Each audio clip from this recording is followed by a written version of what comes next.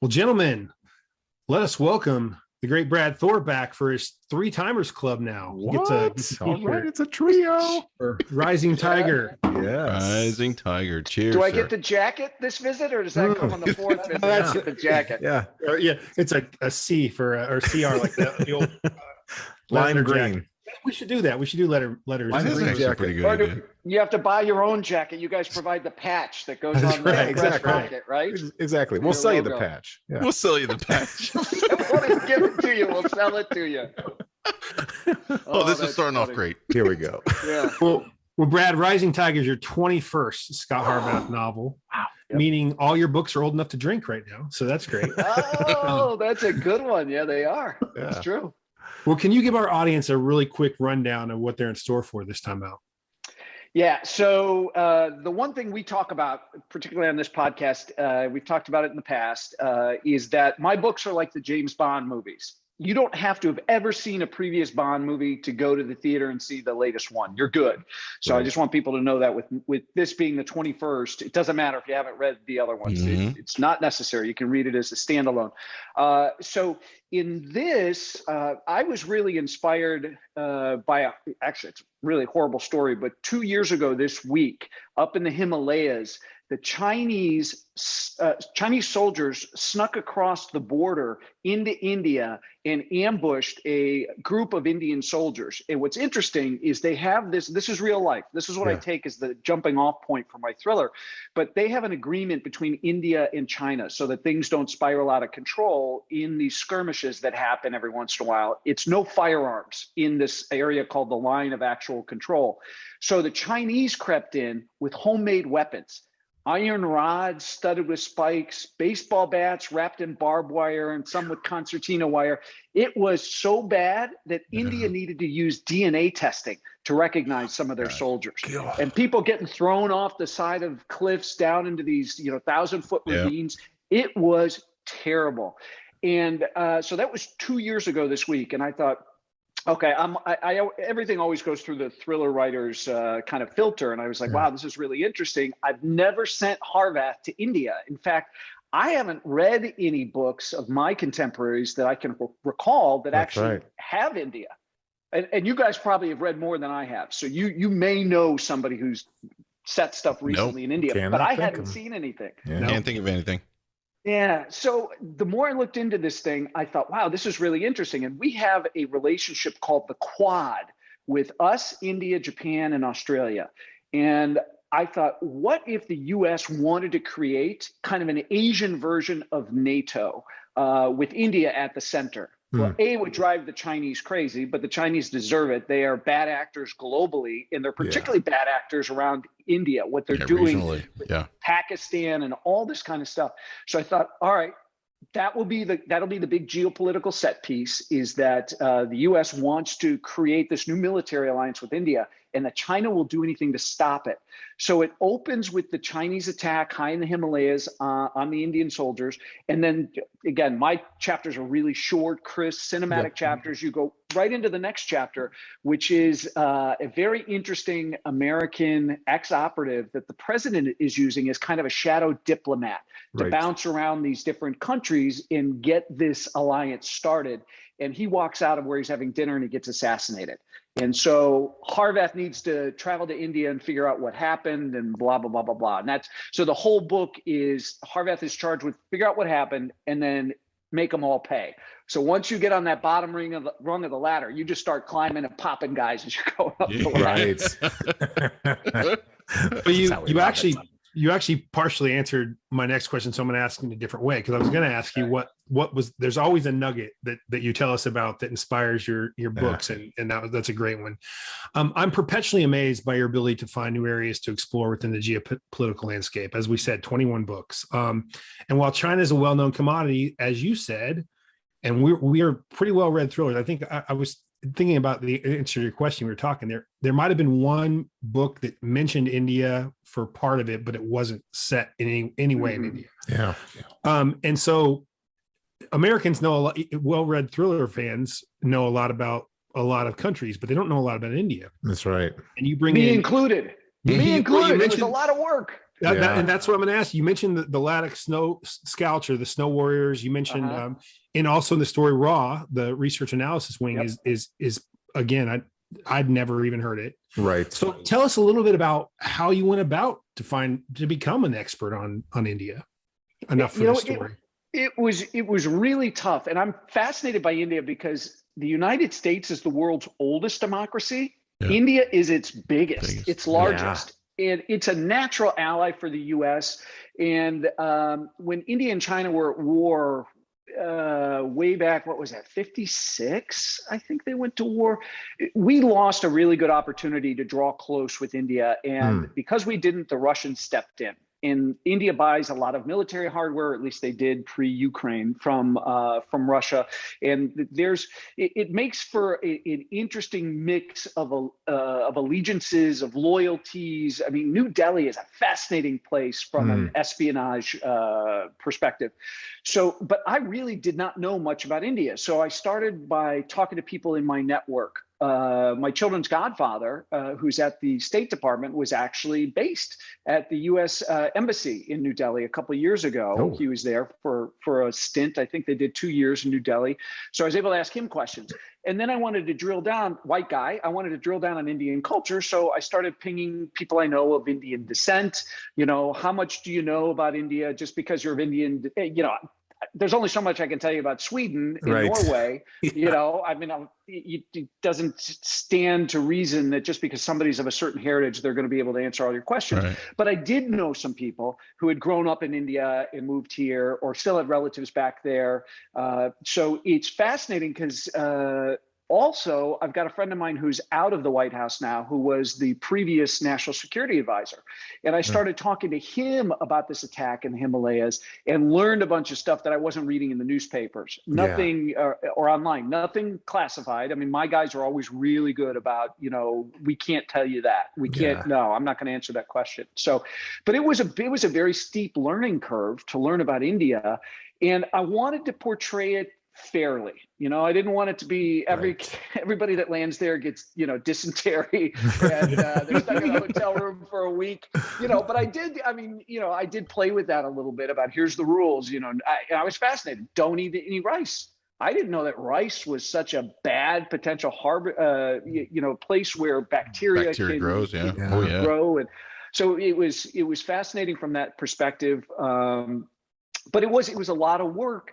And because I was not familiar with it, my confidence level on portraying India, I needed to do more research than I normally do, because the more research I did, the higher my confidence level went. And there is a gentleman of Indian descent at my publisher. So he was really cool. I'd never worked with him. He's in a different division, but he was like wide open about questions and stuff, you know, about their current political situation. What do things look like for the future? Blah, blah, blah, blah, blah. But I mean, even down to military ranks, you know, their version of a lance corporal is called a lance naik. Naik. So all that kind of stuff I had to learn because it's important. I figure if you're asking somebody to give you hours of their time to read your book, you owe it to them to have done all the research and to get as much correct as possible. You did. Yep. and I'll drink to that. Just like always, you did. Blows me away. You know, along these lines, we were already saying this, is that we hadn't really read novels with, you know, we read a lot of China, Russia, The Stands, but really India, people don't realize India is the 800-pound gorilla that nobody really understands their position in that region and their borders. They've got enemies in many different directions here. With all that said, and with China's growing international influence with their expansion, do you see India's sphere of influence growing as kind of a counter to that through maybe the U.S. and other alliances? Do you see them kind of game planning where they want to be as a country down the road? Yeah, you know, it's and I'm gonna quit bouncing. Let me put the lock on my chair. It's interesting because, you know, they're a nuclear nation, as is Pakistan and as is China. So we want stability in that area, but China keeps doing this stuff in India and around India that we would call salami slicing, where even if they can grab 2 inches of territory, they do it. In fact, I read an interesting article about a bunch of territory they grabbed, and then their thing is they want to paint rocks and set them up to claim to lay their claim to actually have a physical marker there, and then they'll pay like yak herders to overwinter in these locations so they can claim we've had Chinese citizens living there the last 3 years. I mean, it's interesting that the Chinese term for it is silkworming, because a silkworm will just kind of nibble little bits.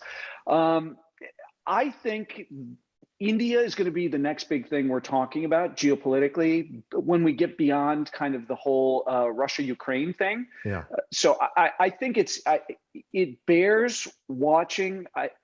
If we have learned nothing else throughout this pandemic, I hope it is that we rely too much on manufacturing from China, and the Chinese are not our friends. Right. The fact that we get so much medication from China blew my mind when I was reading articles about how much is being affected by supply chain interruptions with China. But India is a natural partner for us. They're a democracy. We're a democracy. They've got a robust free press and all this other kind of, some of that is interesting because of just the nature of Modi and stuff like that. Right. That was, everybody wanted to talk about the politics, and it's very interesting because there are some similarities to what we've had here and are seeing here. One of the things I thought was fascinating about India was after that attack in the Himalayas, there was a whole package of punishments that they decided to enact against China. And one of them was they pulled every single Chinese app out of the Indian app store. You couldn't get TikTok, WeChat, any of that stuff. Nice. And it was such a punch in the nose of the Chinese tech sector. They lost so much money, and the Indians were like, you know what? Fuck you guys. You're stealing the biometric data of all of our citizens. Yeah. We've got over 1 billion. It's like 1.3 billion people. Almost all of them, of a certain age, have a cell phone, and your apps are out. We're not doing it. And I thought, God, that was really, really clever that they did that. But we don't, a lot of people here haven't even heard of the attack that happened. And that was the deadliest clash between India and China in like the last 5 decades. It's a big deal. I love the way you described it too. I was aware, we were talking about it before you came on. I was aware of it. It was in the news. But the way, there was a drone and they watched the video, and then you have the one colonel, I think it was, he's got the tomahawk on one hip, he's got the knife on the other, and he went in there and he killed 12, 20 guys, whatever it was. I could see it in the movie, it's gonna make it awesome opening scene. Easily. And the way you write, Brad, it's I don't see the words. It's just all just a picture inside of my head, and it was so well done. But in Rising Tiger, as we've been discussing, you pivot the action away from the Middle East, away from Russia, and even Scandinavia, and focus on what I consider to be one of the locations where World War III will likely begin, like the shared border between India, China, and Pakistan. And to thwart that growing influence in the area, the Western powers and India are negotiating a NATO-like alliance. In the real world, though, I wonder, and your thoughts on this, how important do you think such an alliance is going to be in the future, a NATO-like alliance? I think it's huge. This week, 6 commanders were let go from the United States Navy, lack of faith in their command. That was a big headline in like the last 48 hours. And I was talking to naval buddies of mine that talked about guys they're like, there's nobody left to captain the battleships and the aircraft carriers and stuff, because none of these guys want the job anymore. They don't want to stay, which is terrible. But the whole Belt and Road Initiative, and I've talked about it in a couple of books, and this is basically China spending money in countries around the world to gain influence. Yeah. So they'll invest in infrastructure, ports. The Chinese just signed a deal with Cambodia to be able to do naval basing and things like that. It's a big, big deal. And I very seriously question our ability to fight a 2-front war at this point, with just the state of our ships and all that kind of stuff. So it is very concerning that something could take off, that a spark could be lit there and we could be sucked into a world war. And that was a concern of the previous administration, as I talked with my buddy, the National Security Advisor, which was one of the many reasons that they were working to strengthen ties. You saw Donald Trump go to India, all this kind of stuff. And so from a manufacturing standpoint, India is fantastic. From a consumer standpoint, they could be, they drywall was a big thing. I mean, there's just the markets for things in India that American companies could be selling in there. It makes sense on many levels. So not just from kind of a strategic military alliance, but also kind of on a consumer level as well. And I would rather if we have to outsource, there's certain things I don't think we should be outsourcing. I don't think we should be getting our chips from other countries, the stuff that goes into our fighter planes and our missiles. How about it? And even though Taiwan and South Korea are allies and we have great relationships with them, I think there's certain national security items. I think the supply chain should be looked at first and foremost as a national security issue, and then we can decide what things are most important that come on that spectrum and where they ought to be dealt with. So, I agree. But I agree with you. China's a problem, but we need to be very concerned about India. India is doing a good job kind of balancing, but China's been very heavily, they're putting tons of money into Pakistan. And what ends up happening when you take China's money, they start telling you what to do. Yes. They start telling you what kind of laws they want to see passed, what positions they want you to take with your neighbors and internationally. And that we talked a few minutes ago about the salami slicing. China has been taking territory away from Bhutan, which is one of India's neighbors. And it's interesting because there's no reason for China to take this territory, except people who are watching this say they're going to use it as a swap because the territory is of historic significance to Bhutan.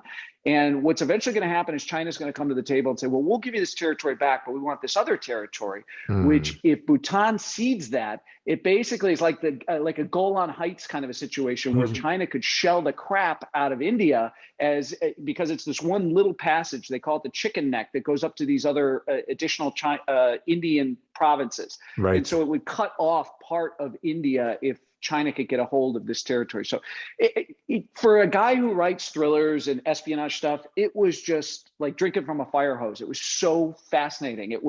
My biggest problem was, what do I leave out? Yeah. It's not what do I include, it's what do I leave out? Because it was just, the more I dug into it, I was like, wow, I didn't know that India was this cool. And it is. Well, it sounds like the Crimea kind of thing with, how Russia went down there and then came up. Yeah.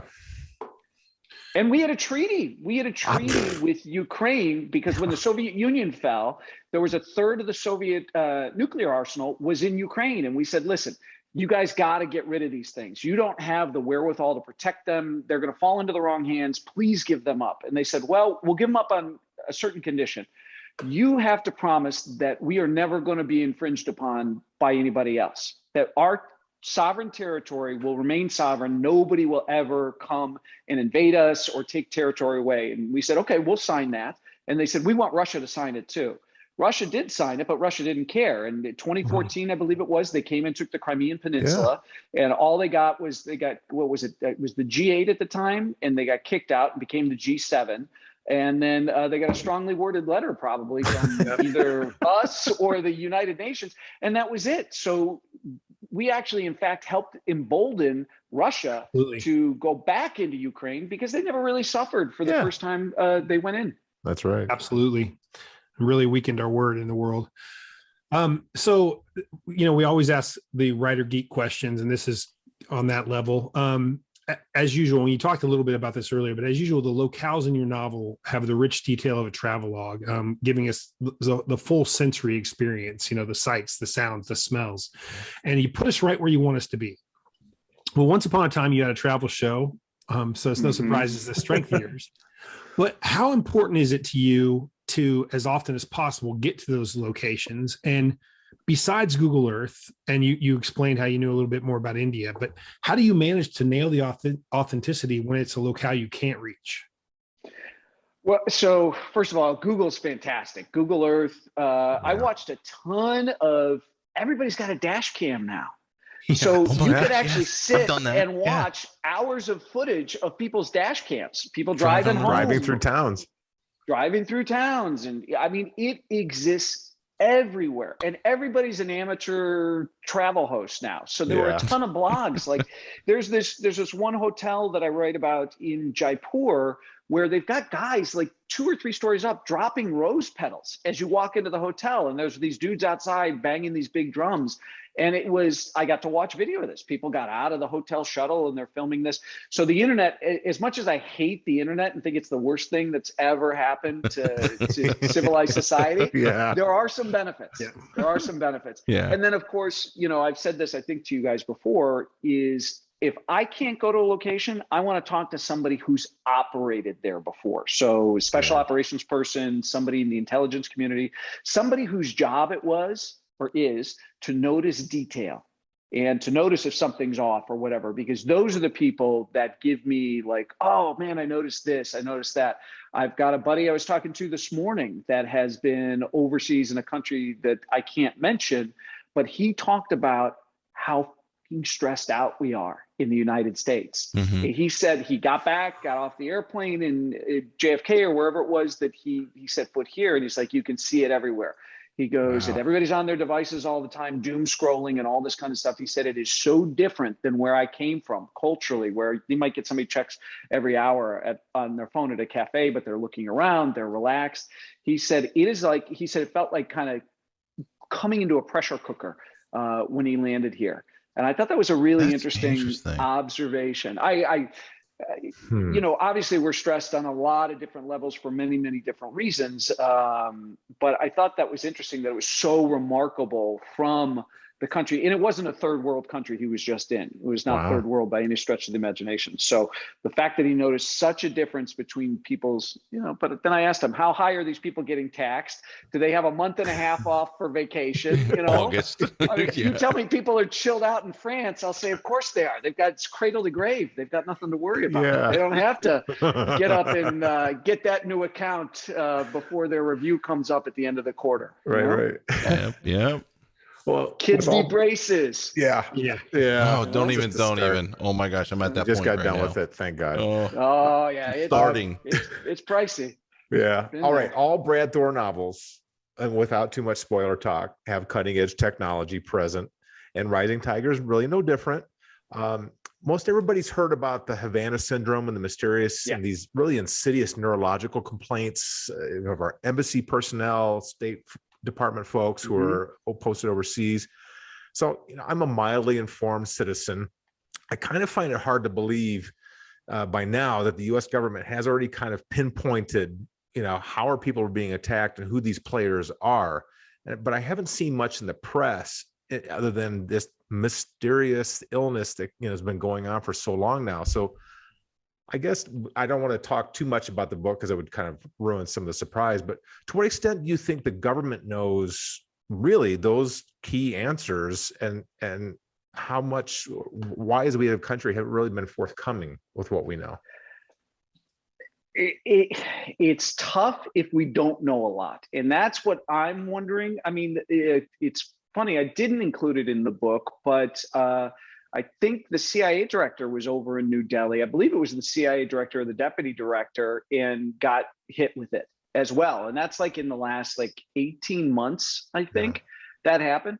So I don't think we know. I mean, this is essentially an invisible attack. And, we don't even know what the device looks like. So we don't know how it projects. It's, we assume it's a beam of some sort, but this could be, somebody could be sitting on the mall in DC with a cooler, big cooler, and the thing could be in there and it could be pointing at, but it's got to be closer than that because it targets individuals and you wouldn't know if you were getting the individual. But they've looked at so many different things. Like, is it, a lot of times the government buys, Fred Burton was great about this. Fred Burton is a nonfiction author. We love Fred. Oh, so you guys know Fred. He's fantastic. And he helped with this book. In fact, there's a character in there named VJ, who's what's called a Foreign Service National / investigator. Yeah, VJ was good. Yeah. Thank you. And so Fred was the one that told me, because I said to him, I said, listen, if Harvath's got to go and there's a whole ongoing murder investigation, how does he insert himself into the Indian police force to at least see the body? Do I have to do something stupid like he breaks into the morgue at 3 a.m? I'll do it if I have to. But legitimately, Harvath's going to want to have the most painless way to do this. He's going to want to get information fast. And that's when Fred told me about the Foreign Service National/investigator, which is a retired police officer who's pretty well plugged in, who can navigate the old boy network with all the cop agencies. And so anyway, back to the Havana syndrome. I remember Fred Burton's fabulous book called Ghost about his time as a DSS agent. Yes. And he remarked on how the embassies all smelled the same because they used the same cleaning solution. So the government would buy this stuff like in bulk, and then it would be distributed and all that kind of stuff. So that's like one of the things too, is like, okay, it's all government employees who are being afflicted with this. It's not like Tom Brady's, getting it, and somebody in Hollywood's getting it. So they were looking for, what do all these people have in common? So are there, is it some form of weird sick building syndrome that's building up or whatever? So, but I really think, you guys, that they don't know. I think there's a lot they don't know about this stuff, and I think it's a mystery. And we've been hearing about it for a couple of years. It's ongoing. Even down to, like, I had the trolls' dogs be impacted by this because there was an American State Department person in China who got afflicted, and so did her 2 dogs. And her mother went over to take care of her. I think it was in Shanghai, and then the mom got it. So they must have just been pumping this at her apartment. So where's DARPA? Even dogs can get it. What's that? Where's DARPA? I mean, Well, and that's why I did it in the book, that, I brought up DARPA because DARPA would love to get their hands on this kind of a thing and reverse engineer it, Right. I think the first time it appeared was when we set up shop in Havana, when we went back into Cuba and we set up the embassy back up. Yes. Yeah. That's what it was. So that's why it's called Havana syndrome, because that's where it first raised its head. And it wasn't just us, it was Canadian diplomats that were getting it as well. It's damn Russians, Chinese. It's gotta be Russian. Wow. Chinese. That's all the same basket of deplorables. At this point, Sons of bitches. Sons of bitches. Brad, in Rising Tiger, you tackle an interesting topic: the population decline of major countries. Sean, Mike, and I know you become an expert pretty much on the topics you write. Not pretty much, but you do, on the topics that you write about, and it comes through in the books and the stories. But what was something you discovered about that you just weren't expecting? All right, so it's nasty, and I put it in the book. So there is a ticking time bomb in China because they had the one-child policy for so long, and people only wanted to have boys. Right. They didn't want to have girls. And the absolutely horrific thing I learned about the Chinese was that they would keep a bucket of water. My gosh, that freaked me out when I read that. Oh, disgusted me. Next to the birthing bed, there was a bucket of water, and it's not every Chinese person would do this, but there were, I guess, I don't know, the midwife or the doctor or the whoever would know, because the parents would give their consent, or at least one parent would give their consent. I'm guessing it's the father. It's hard to believe that a woman who gives birth would be cool with drown the seconds old baby. But that was something that I'd come across that I was just like, oh my gosh, that's just repellent. Yeah. It's just disgusting. And now China's backed off the one-child policy, but it's too late to fix anything. And so you've got all these guys who can't get girlfriends, and all these fighting age men who can't get girlfriends, can't get wives. Right. Well, that's a recipe for a lot of unrest. So I knew a lot of guys that when they would go out on the weekends when I was much younger, if they couldn't pick up a chick, they get drunk and they wanted 2 things: either find a nice looking lady or get in a fight. Yeah. So the Chinese, the Politburo, the CCP has got to be, they should be rightfully freaked out that they got all these men who have got urges and things like that are not going to be able to find a life partner, a mate. That's not good. Well, actually, my next question is exactly about this. There's kind of a reverse baby boom is what's occurred in this situation. So at what point, besides, the sort of mental health of all these men and that, at what point, though, does this become a major sort of tipping point for the country? And how do you think that manifests itself in the future when they have this gap of qualified people for just about everything? They go to war. It's the only way to channel that energy. Yeah. It's the only way. They could open it up and say, if you're a woman from this list of 15 countries, and they could pick some of the poorest places in the world and invite those women to come in and give them visas and, pay them to live in China. You'll get a bonus if you marry a Chinese national. I just don't see that happening. I could see them considering that, but I think war is the answer, and setting all this male aggression loose on another country. Yep. That's what I'm worried about too, actually. Well, let's get into a little bit of authoring here for a second. Okay, enough happy talk. Now enough happy talk. Get to the meat and potatoes of this interview. So for me, it's kind of simple to if I want to improve my writing. For me, it's pretty simple. It's write, and it's read books like this and learn from the people that I aspire to be. So, but in Rising Tiger, you're again, when we talked, and the three of us talked about this a week or two ago, that you've stepped up yet again. Like, you're at the tip of the spear of the genre, so staying at the top is really much harder than reaching it. So where do you go, and what are you doing to continually improve? Because we keep seeing it year after year. So it's obvious to us that you keep sharpening your craft. So is this a conglomeration of editing and this and that and the other? How are you actually continuing to improve enough that we see it time and again? It's interesting, and please forgive me if it was one of you guys that said this, because it's a year ago, but somebody kind of compared what I did to summiting the same mountain every year. I just choose a different face, and I'm choosing like a more difficult face every time and trying to get up to the top. It doesn't get easier. You would think writing this many books, it would get easier, and it doesn't. Right. I believe that being a writer is something you can always get better at, that there is no end to how much you can polish your craft. So yeah, you read a ton. You write constantly. I just had a chance yesterday to quote that line from Throw Mama from the Train, where Billy Crystal is the writing teacher, and he has this class with "A writer writes," and the students go "always," and I got to use that yesterday. It was kind of funny, but I'm reading books on writing. That's a big thing. I'll read stuff. It doesn't matter who, whether it's, what is it? I think it's Anne Lamott's book was the new one I bought over this past year, Bird by Bird, which is an interesting title. Her brother had put off writing a term paper, and it was on all these birds, and it was due like in 15 hours. And he's going crazy at the kitchen table. And I don't know how I'm going to do this. And the father said, Bird by Bird. And that's why that title has that. But that had been recommended by another writer I know. And so I read a lot. I'm trying to read books about writing. And the thing that I do, like with my relaxing downtime, I try to find well-written TV shows.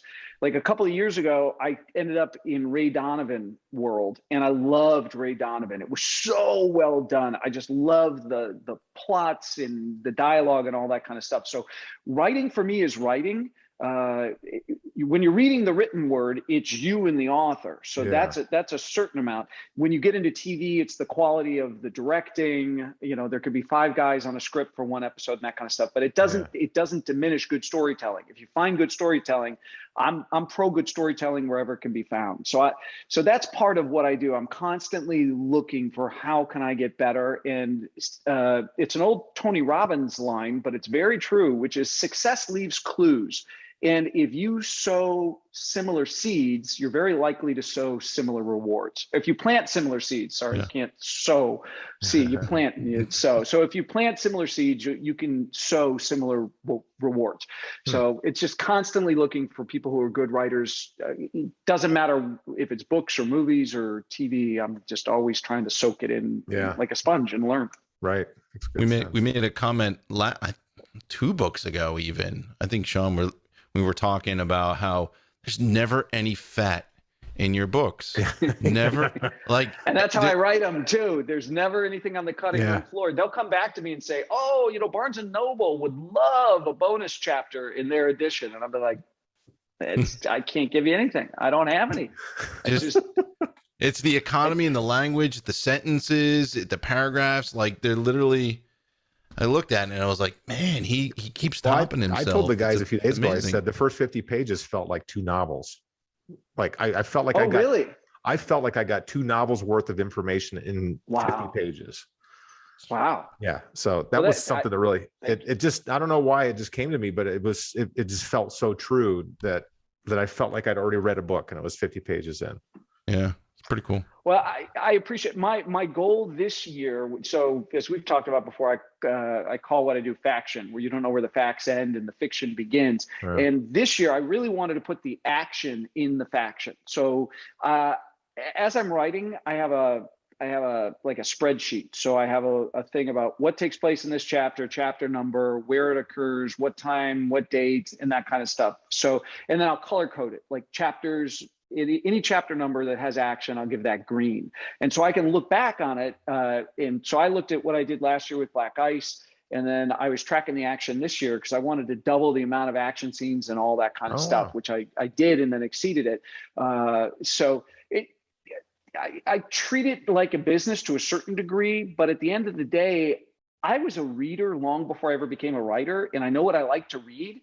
And so I'm not an outliner because it's not the way my mind works. I'm a pantser. I come into the office not knowing what's going to happen, and I sit down and I go after it because I want to have the truest, closest experience to you reading it while I'm writing it. Yep. So I don't waste a lot of time writing stuff that's not going to make it into the book. There is an economy to what I do, and I try to keep it tight in the chapters short.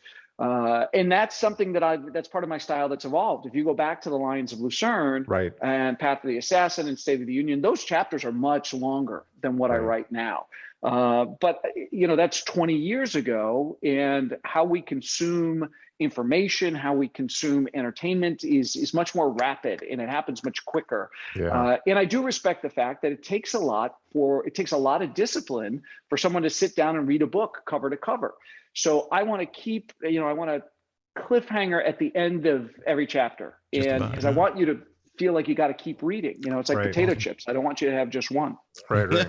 Wow, that means that this crew reviews actually are disciplined, much too much to our wives' disagreement. If it takes a discipline to finish a book, I always worry that we're not. Yeah, you guys are super disciplined, but we're men of a certain age, right? I always worry that you see kids like in grade school can be voracious readers and they can just devour books. I know it was true with my kids, but I don't see them reading as many books now. It's they're on their phones or playing World of Warcraft or whatever it is, and so I don't see that as much. Yeah. And my wife's a reader. I'm a reader. And the best example you can set for your children, if you want them to be great readers, is to have them catch you reading and to have books in the home. Yeah. It's not, we always, people used to say, oh, it's if you read to them. Yeah, that's important. But when the guys wrote the book Freakonomics, that was one of the revelations that they had in their research, was that the real determinant of raising great readers is, do they see you reading and are there books in your home? Yeah. Hey, Brad, what did you call it? Doom scrolling? Doom scrolling is the term where you're just, it's like all the bad news. What bad thing is happening now? Oh my gosh. Yeah. What's the next? I mean, there's been headlines this week of, if you catch Omicron, that's the new study out of the UK, that there is no immunity from catching Omicron, where it used to be with the previous variants, if you caught one, you had a pretty good chance of not re-catching that one. But there's something about the way the variant Omicron is built. It gives you immunity for past variants, which are gone basically, but if Omicron comes around, so there's a lot of people that I know that are getting sick a second and third time. Yeah. So anyway, there's your, you didn't even need to doom scroll. I got it. Me, I can give you as many bad. That's his middle name now. It's about to be a crap decade. That's what I'm going to be. I'm an online doom scroller. I'm just going to tell people what they don't want to go through. They don't need to do it yet. Thank you, Brad. I want a do-over on this decade. I want to go back to 2020 and hit reset and start all over. Yeah, I'm with you on that one, man. With you, brother. So Mike, Sean, and I have often talked about how in the past we never knew when the next book from our favorite author was hitting the bookshelves. You have written a book every year and a couple times more than one in a year. Your career is really firing on all cylinders. But do you envision a point where you would welcome some space in between the time you submit a book to your editor? So if you ask me when I'm racing towards my deadline, would I like more time? And by the way, I don't know who said it, but I love it. The deadlines make the most beautiful sound as they go whooshing past. It's a great line for a writer. My agent asked me that question, and it would mean from a financial standpoint, you're stretching your advance over longer time. Right. You get an advance, and it's with a 12-month agreement, a 12-month contract to turn the book in. So can you make that advance last for 18 months? I mean, that's a lifestyle change. And so that's pushing that. You're not going to get paid for the extra time, I guess is what I'm saying. Yeah. It's the pressure helps. The pressure of the deadline helps. I don't think the books would change. The quality is so important to me. So I don't think you get an improved book quality wise, because quality is like job one. I sound like a Ford commercial now, but quality, and I say this because I don't work for Simon & Schuster. I may have a contract with them, but ultimately my employers are the readers. Sure. And we've discussed this too. I mean, those are the people I work for. They make my career possible. And when they leave X amount of stars on Amazon or Goodreads or Barnes & Noble, wherever, that's my annual performance review. And I want them to be happy. So if I took 18 months instead of 12 months, is the book going to be any different? No. Is my life going to be any different? Yeah, I'm getting 6 more months to screw around with. You know, and it's not gonna. I'm not gonna. You find a way wisely. Yeah, I'm gonna find a way to fill that up. You're gonna be scrolling. What I do in the 12 months. Yeah, I'll be doom scrolling. It's an extra 6 months of doom scrolling as opposed to, the 6 months I do it now. What if it was 6 months on Lake Garda? I mean, that you could just every year. Yeah, I mean, you got me with Lake Garda. By the way, that was so funny I don't know if you guys watched the Apple TV Plus thing, the morning show with Steve Carell and Jennifer Aniston. Yes, that was great. It was such a great show. And he ends up running away to Lake Como. So same region. Yeah. And I saw that, and I'm such a huge Lake Garda, Lake Como fan that I was watching that going, oh, it killed me that he was there. Killed him too, actually. Yeah. Spoiler alert. But yeah, I mean, that would be fun. Listen, my youngest has 1 more year of high school to go. And then it's same. And then I can do same. Yeah, Sean and I both. Yeah. Okay. So it opens up a lot of opportunity for travel and stuff like that. COVID's been particularly tough for us because my wife's health issues. So we have to be really, really careful. Yeah. And we used to love to go to Greece, but it's like, okay, heaven forbid something happens and we're kind of stuck with that medical system. There's certain countries you do not want to get sick in.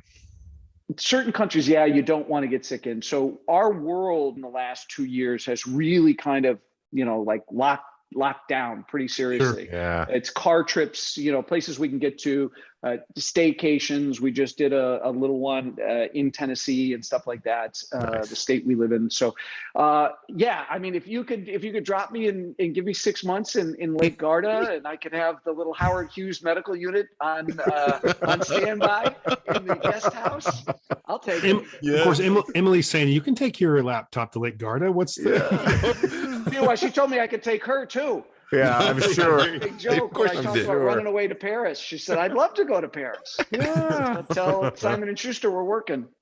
So, well, okay. Since we know that you are on the clock and the deadlines, tell us what can you tell us about either the next book or any other projects you are working on or have going?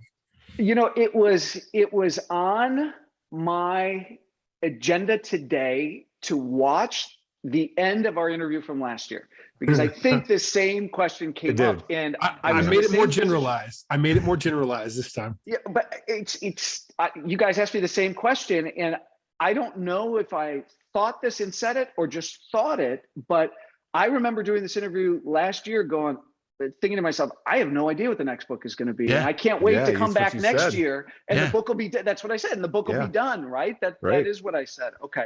So I've got no clue. I can't wait to come back next year and tell you, because the book will be done. But it's like Christmas coming to the stores earlier every year.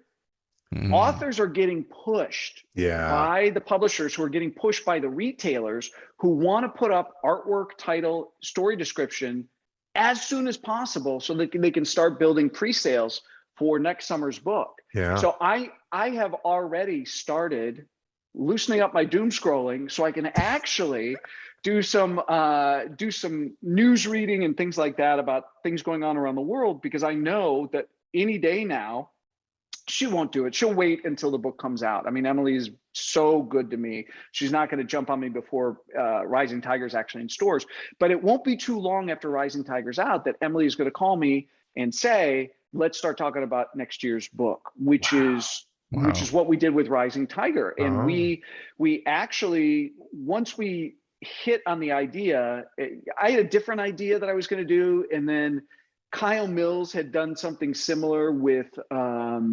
Mitch Rapp. And I was like, yeah, I don't want to get, we share readers. So I don't want people saying, oh, that's almost like what Kyle did, Right. And I respect Kyle. And I was like, there's so many ideas out there. Even though my idea was different than Kyle's, it was still too close to it. It was Kyle adjacent.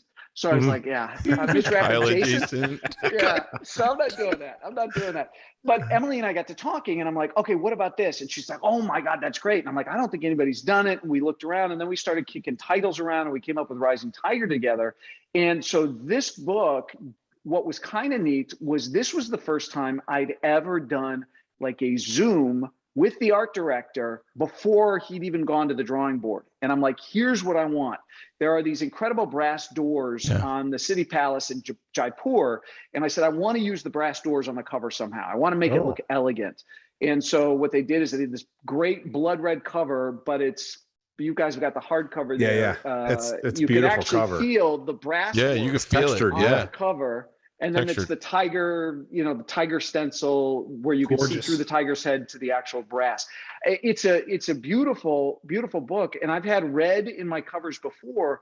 And when I did my second book, Path of the Assassin, it was kind of red and orange. It was like a sunset, but I haven't done a red cover ever, all red. So that was kind of fun.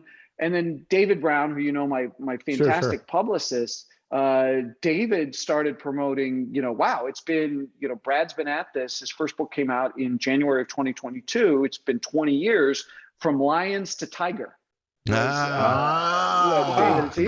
a very smart, it's always man. David. He knows what he's doing. So the next book will be called Yeah. Or maybe Ann Bears. Oh my. I think I'm going to call it Ann Bears. And then the fourth book will be Oh My. Yes, exactly. So we got lions, tiger, and bears. Oh my! But Brilliant. I guess the bears is 20 years down the line now. Yeah, is it really? Bears is 20 years. Bears, but that's a meme with George Takei, Mr. Sulu from Star Trek. That's all over the internet with him going, "Oh my!" Yeah. Oh my! Yeah. Star Trek right now. Wow. Well, again, you made it through the sane portion of the interview. Oh man, I didn't step on any landmines. I'm not. And I don't think I gave any spoilers. So it's a miracle. It's a miracle. Great book. I want to give spoilers. That's my thing, but I don't want to. So I can't on this one. I don't think I can say any more than I got to self-edit sometime. But everything I said in my Twitter review, I felt honestly, it's just it's awe-inspiring to see here, and it's not only that, it's inspiring because when it's so easy it would be so easy for you to rest on your laurels and sell a bunch of books just putting your name on the book, because we've seen that from authors over the years. It's not fair to do to the people who trust you. You can't do that to your readers ever. Right. I drive a cab before I would do that. Yeah. Nothing wrong with driving a cab. I'm just saying I would. No, I know what you mean, but I would leave a little bit different before I'd phone it in or let somebody else write it and put my name on it. It's a lack of integrity if you do that, I think. Yeah. I would agree. Well, the lightning round begins, and mine are actually they're pretty tame, but they're all themed, and they're one theme. And the first you're not going to get me canceled, are you, Sean? No. This is I can wiggle the cable on the back of my computer and pretend it's got technical issues. You're getting the 3-timer grace is what you're getting. Membership has its privileges. It does. That's right. Yeah. You still got to buy the Gotta buy my patch. I got a jacket. I gotta buy the patch. Three easy hell of an payments. operation you're running here, boys. Okay. Question number one: What is the difference between R&B and funk? That's a great question. I would say that tempo is one key area. I would say funk is faster than R&B. You get there's no less soul in funk than there is in R&B, but I think there's a little more stank in the in funk. I think R&B is a little bit you bring R&B to Thanksgiving dinner, that's the uncle you don't have to worry about. That's your classy uncle. But you bring the funk uncle to R&B, and he may be standing in the laundry room lighting a bong. I don't know what's going to happen. So I just think, I think R&B is a little more cultured, a little more sophisticated. If I'm looking at it if I'm personifying it, if that's the uncle, he's a little smoother, his threads. I think more Marvin Gaye. Which is great. I love Marvin Gaye. I follow his official account on Twitter. I didn't even know that his estate had done a Marvin Gaye Twitter account. I didn't know that. Following as soon as God, as soon as the show's over, I'll be following. Yeah, no, the Marvin Gaye Twitter account is awesome because you see pictures of him you've never seen before, and they'll throw up performances every once in a while. Wow. So that's R&B is Marvin Gaye, and then I've got George Clinton, who I love, and I got to meet George because he was a Simon & Schuster author, and the publisher introduced me at a party. It was like a 100-year anniversary. It was awesome. He goes, "You're the guy that puts all my songs in your books." And I was like, awesome. Yeah. And the other guy that was at that party was Wesley from Princess Bride. Oh, yeah. Carrie Elway. Yeah, Carrie Elway. And it's so funny because, I've always got shit on me I probably shouldn't have, particularly in New York City. So I noticed he had a tag on his blazer, and it must have been a brand new blazer. You know how they do that to guys where they sew the tag on the sleeve. Yeah. And so I was standing at the bar getting a drink with him, and I noticed that, and I'm like, "Hey, dude, you've got that tag." He's like, "Oh, fuck." I'm like, "Well, don't rip it." And I took out my knife and I kind of quietly handed it to him. I'm like, "Give this back to me later, whatever." So it was kind of funny to meet, the Dread Pirate Roberts, Wesley, as you wish. That's all right. Slip him a blade. Slip my man a blade. I didn't try to cut him. I wasn't going to cut a brother. I just wanted him to be able to handle his business with that tag there. That dude is too good looking and too cool to be walking around with the tag on. Yeah, definitely. Yeah. Well, you may have just answered. Got bit by a rattlesnake, by the way. Oh, really? You guys saw. What? He's got a house in Malibu, and he was out in his garden and back, and he was grabbing for something, and he got bit, and he had the picture of the finger that went black. Oh my gosh! He saved it. You can't. There's no suck out that poison like the Bananas, the Woody Allen movie. You gotta get the anti-venom, and he got it in time, and he's doing fine. But I was like, that's my boy Wesley. That's my boy. That's so. Oh, sorry, those distal digits. So there's no blood supply hardly, and it's just I don't know why they even save it. Dang. Well, you may have answered my second one because I know you're affinity for George Clinton. So I was going to ask you, who would be you think the top of the R&B top chart? Would it be Marvin Gaye? Yeah, I love Marvin Gaye. And what's really funny, and I fell into this song back in 2019. There's a Norwegian DJ named Kygo, Kygo, and he remixed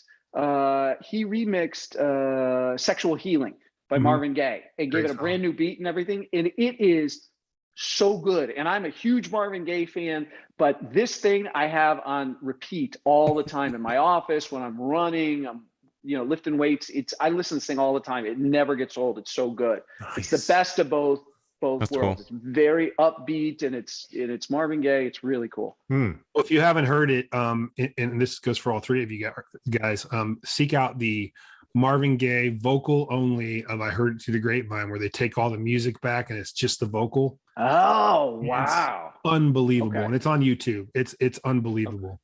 The sound. Did you ever see? Oh, sorry. No, go ahead. Did you ever see when he sung the national anthem at the? Yeah. It was like the NBA championships. It's unbelievable. He puts that beat under the net. I have posted that multiple times over the years on Facebook, and a lot of people love it. And then there's people that are real national anthem purists, and I can respect that. They don't like it being messed with, but I'm like, oh my God, did this guy, it's Marvin Gaye. It's a masterpiece. Yeah. But I get people who don't want, it's like, it's like when I go to a concert, I don't want any tricks. I want it to sound just like it does on the album. Around.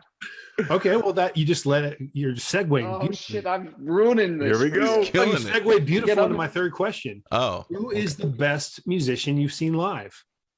Musician Best or musician I've seen. Singer or band, I guess, huh? Whatever. Yeah, That's a best musician or band I've seen live. That's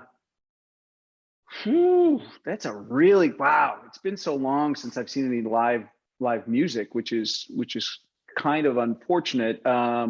So there's a duo here that is absolutely fantastic live, and they're called the Young Fables, and they've been around for a little bit, and I think they're fantastic. A lot of people don't know them.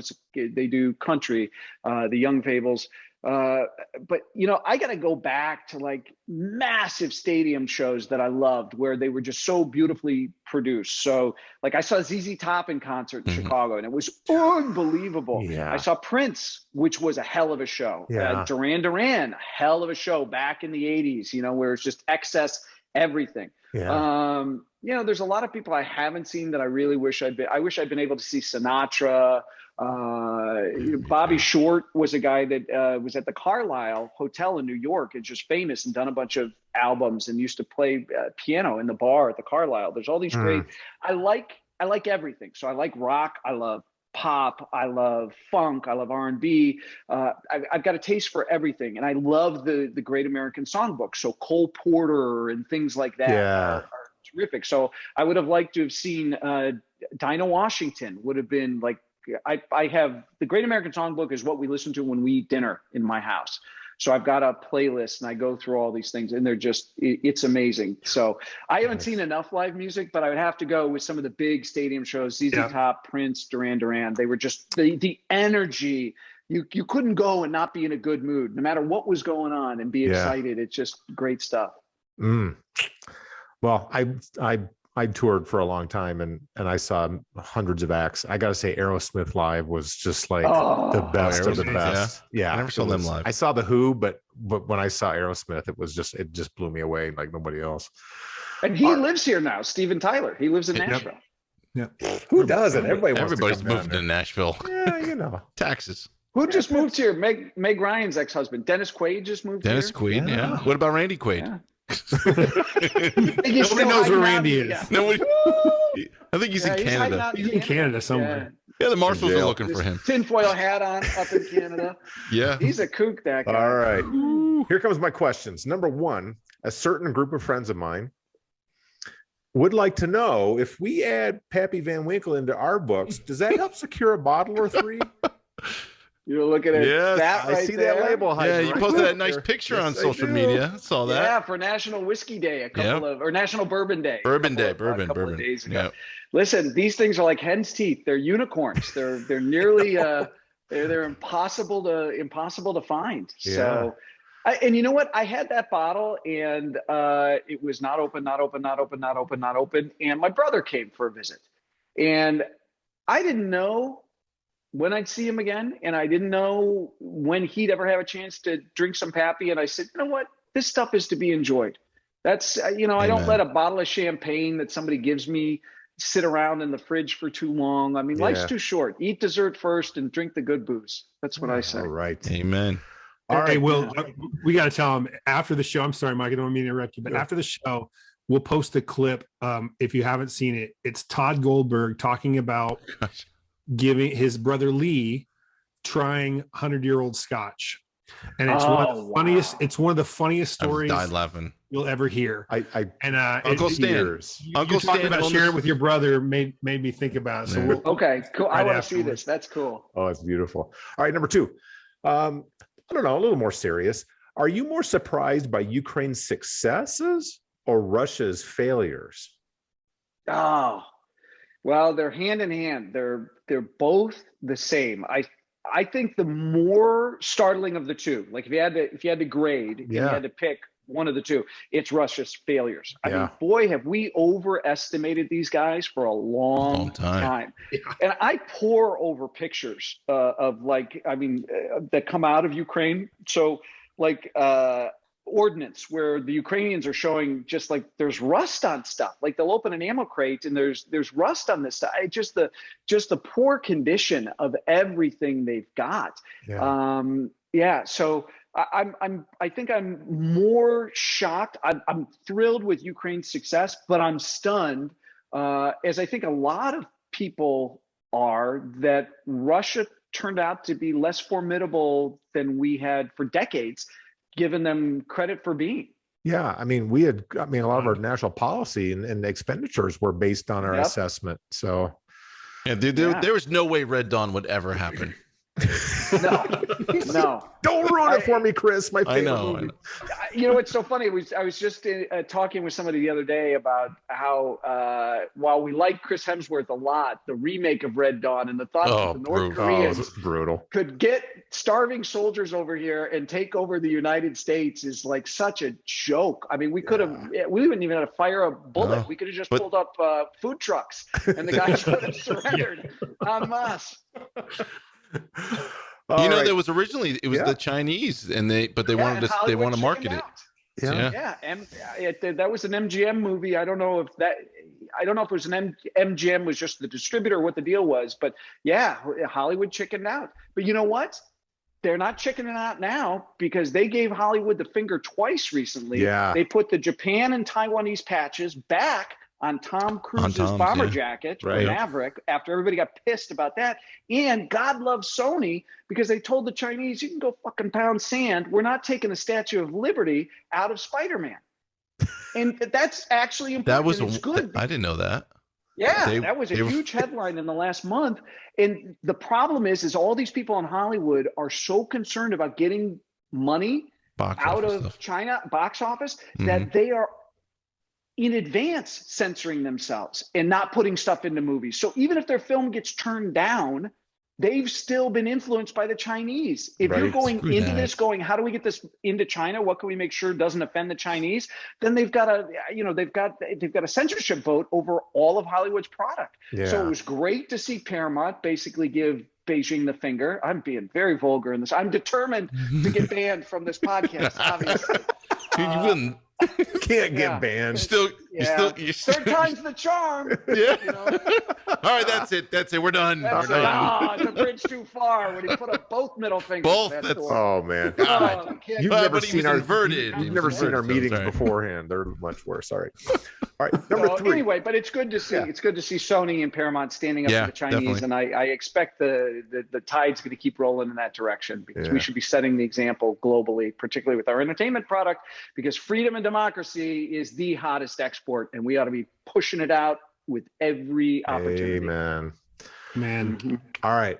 We've seen publishing industry continue to consolidate, and there are some bright spots in the periphery tapping into the markets. The big players seem to be ignoring in favor of pursuing some social media culture points or whatever they're trying to accomplish there. I guess I should have asked this during the interview. Do you see a further tightening of the number of publishers, or do you think we're starting to reach an equilibrium where these other companies can operate, profitably on the periphery there?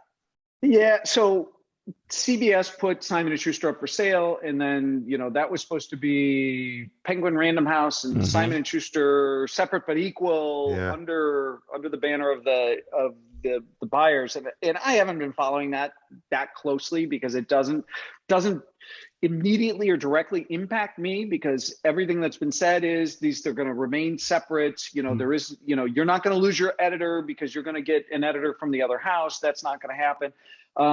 But the Department of Justice said no to the merger. If I recall correctly, that was kind of the last thing that was a no.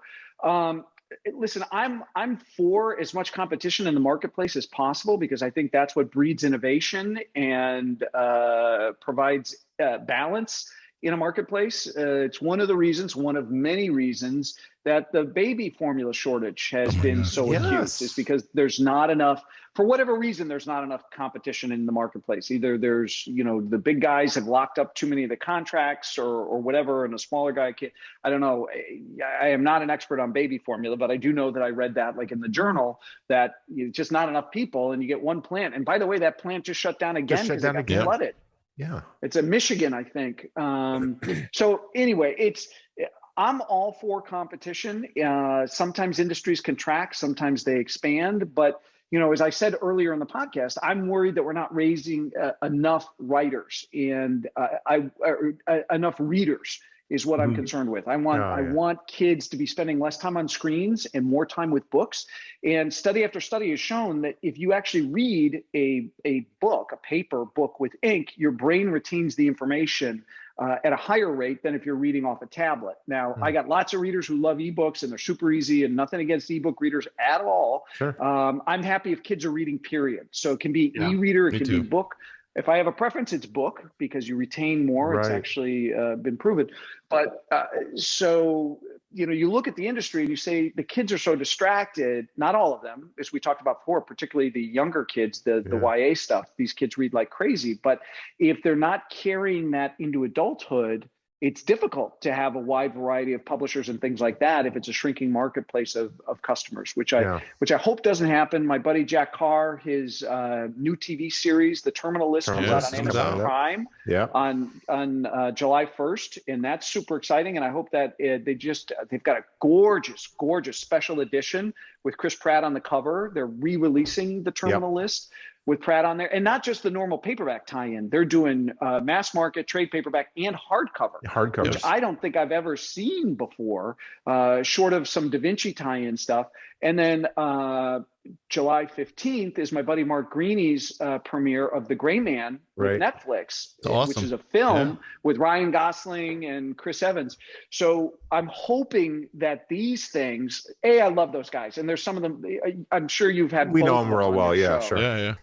So, these are superhuman beings. You couldn't meet two nicer guys in the world than Jack Carr and Mark Greeny. So we all need to say an extra prayer for success for them, because we want them to do well and their families to do well. And a rising tide lifts all boats. So I want Hollywood to look at the success of Terminal List and Gray Man and say, you know what?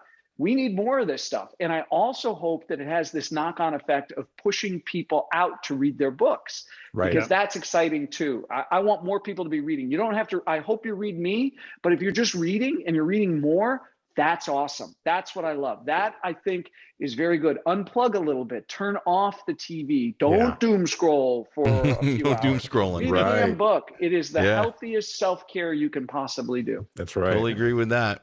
All right. I'm going to ask you a serious question up front. Kind of serious. There's a recent video of Putin shaking uncontrollably, his hands, his legs.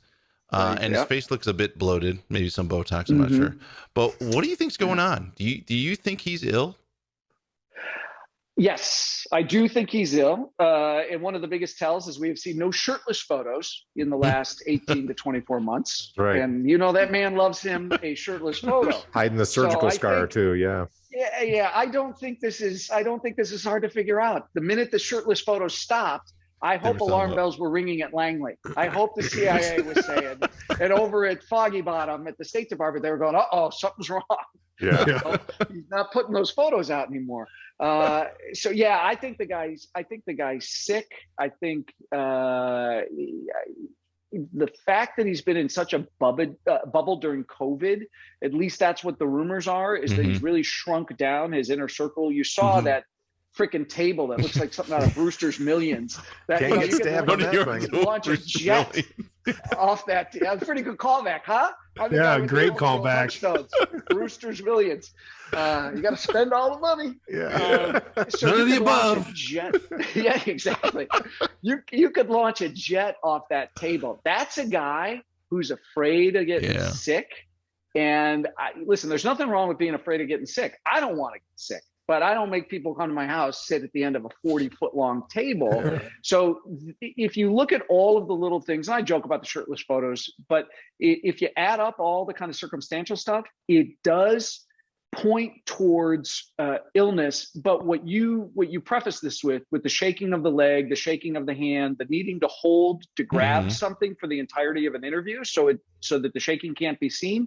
That's this guy is the quintessential strongman, autocrat, right? He doesn't want to show any weakness. No. Boom. So the fact that he is out and you're seeing that stuff, that tells you it's uncontrolled. He's not doing like the hokey pokey, putting one leg in, one leg out. He's ill. I don't know anybody who's told me, like none of my sources have said he's definitely ill. I'm just making that observation based on what I've seen in the media. That's not a healthy guy. You wouldn't do that kind of stuff. Now, is it Parkinson's? Is it? Totally agree. I don't know what it is, but the man ain't. Well, the man's never been right, but he's extra not right now. Yeah. Something physically going on. Well, he's definitely on steroids. That puffiness comes from prednisone. That puffiness is not too much filler, like Tom Cruise at the Lakers game a couple months ago. That's some scary stuff too. Old Tommy, like old Puddinhead. Yeah, I didn't know what they'd injected him with. Ooh. Never looks good. He's a handsome fella. 59. He looks fantastic. Yeah. That guy so whoever's ever doing this stuff is doing a good job. He looks great, just not as not right after. Not the same day. Same day. Yeah, maybe a couple of days. Miss that game. Come to the next one. Watch it on TV. Yeah. So go get clear at Scientology or whatever it is you guys do. Grabbing the jumper cables. Oh, now they're gonna hunt me, right? Leah Remini's still alive. So No, that's true. It's a good. She's the canary in the coal mine. When she goes, the rest of us that make fun of that, I gotta worry. I like to put Post-its on books when I'm reading them because there's like an interesting passage or whatnot, and there's several in here, but. So my question is, would you rather be involved in a bad plan executed with balls or a good plan that goes to shit? And that's one of the quotes in the book. And I was like, what would Brad do? Which plan would he want to be in? It's, who is it? There's that old line that most of the best plans survive right up until the moment of initial contact, and then actually we'll street it up a little bit for you and we'll go Mike Tyson had the best one, which is everybody's got a plan until they get punched in the face. Yep. Right. I mean, listen, and Mike Tyson is a brawler. He grew up hard, and that's like that. He said that very succinctly. So yeah. I think a bad plan executed with balls is better than anything else. Yep. I love that line. All right, and so, thank you. Here's my last question. There were motorbikes and motorcycles throughout the story, which is kind of cool. And how long did it take you to figure out how to cold start a Honda XR? Oh, that freaking thing is, oh my God. I could get through MIT faster than starting one of those motorcycles. It was like a long process. It's an incredibly long process, and I thought I was getting punked. I thought somebody had made a video. Like, I found this video on YouTube. I'm like, this can't be real. It can't be this many steps. And the problem, not the problem, because anytime somebody gives me feedback, a reviewer, a fan, whatever, I listen to it. It's like a free suggestion box in the lobby. Doesn't mean you're right, but I appreciate you taking the time to fill out the card and drop it in. But you can get good feedback. If you make a mistake in this social media age, like I had a line in the last book that was in French, and it is a line about a failed, I think it was a failed naval commander who he chickened out and didn't go in, so they court-martialed him and executed him. And so there was this joke, which was somebody was recounting it, and this person said, to encourage the others, to encourage everyone else. And it's pour encourager les autres in French. And so I put that in last year's book, and I had a bunch of people pop up and go, no, it's décourager, to discourage the others. And I had to keep pointing to this thing on Webster's that explains, no, it's a joke. You're not encouraging other people to repeat. It's sarcastic, and that's what makes the damn thing so funny. Yeah. It's like, what happened to him? Well, they put a bullet in the back of his head to encourage everybody else. Yeah. It's so funny. Right. So, So back to the motorcycle. I realized that, all right, I picked that motorcycle. I'd seen that motorcycle in Afghanistan. I had to go through I left out a little bit because it was kind of crazy. It was too much, but I wanted anybody who owns one of those motorcycles or has ever started one to go, this guy actually did his homework. Because if I said Harvath just, jumped on and started it right up, they'd be like, oh, he doesn't know what he's talking about. They'll be on Twitter. You don't know. There's nothing people groove on more than busting on an author. I mean, it was the weirdest thing, but there's like this pool. They're like virtually high-fiving each other. Like, all right. I got Brad Thor. Got Brad Thor. I should be an editor. I found one mistake in 370 pages. I can do it better than he does. Dan Brown said he got so tired of it, he was going to come up with his own acronym, which was write your own damn book. And it was just going to be the letters for write your own damn book. He joked around about that once. I thought, that's pretty brilliant. But no, you have to be kind to people and all that kind of stuff. And I am. And if somebody shows up on Facebook and cares enough about me and their reading experience that they want to point out an error, I'm always gracious about it. Even the people that are wrong, I will say, I really appreciate that you care enough to want to make my book better. Thank you. Yes, that's a mistake. Sometimes things will happen. Like I'll hear from people on books from like 20 years ago, like from the beginning, like Lines of Lucerne. And I'll be like, okay, what edition is that? Because it's got to be like a first edition or a second edition, because we eventually went back and fixed that. But glad you're paying attention. Yeah, didn't have smartphones back then. You should always thank people. Definitely. Get off my porch. Yeah. Get off my lawn. I should get off the whole Clint Eastwood like meme. Get off my lawn. Get off my lawn. Brad, once again, it's been a great hour. This is phenomenal. You keep pushing the envelope, keep showing us all how it's done. Yeah. Keep showing everybody how it's done. And we are so grateful that you do a book a year. And that you're not taking your 6-month vacation in Lake Garda, because this is always a big part of our summer, and it's not a summer without a book, dude. It's not summer until this book comes out. Well, I look forward to doing this with you guys every year, and I can't wait to come back and find out what I wrote. I can't tell you what you did wrong. Dude, I want you to write that short story of Caddyshack meets Die Hard. Yeah, there you go. Oh, there you go. Caddyshack meets Die Hard. That's good. There you go. That'll be. I'll work on that. And when I'm at Lake Garda, that'll be the first thing I jump on. There you go. Yep. Well, cheers, Brad. See you, bud. Cheers, Brad. Thank you. I'm empty, so I'll just wave. I'll do it for you guys.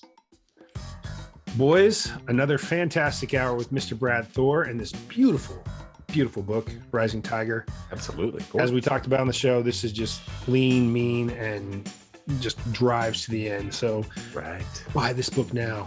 Yes. Not that I tell Brad Thor fans to buy the book, because they do. Yeah. But if you're new to Brad Thor, definitely pick up this or any other book. As he said, you can jump at the beginning of the series or any time in the middle. Mm-hmm. But either way, I'm digressing. That was a hell of an hour, a lot of fun. And we do what we do every Monday on the Crew Reviews. We're just doing it. We're just doing it. Just in podcast. So you can raise your glasses. Mine's empty. I'm gonna raise a book and a glass. Yeah, I'll raise a book. Cheers. Cheers, guys. Mm-hmm.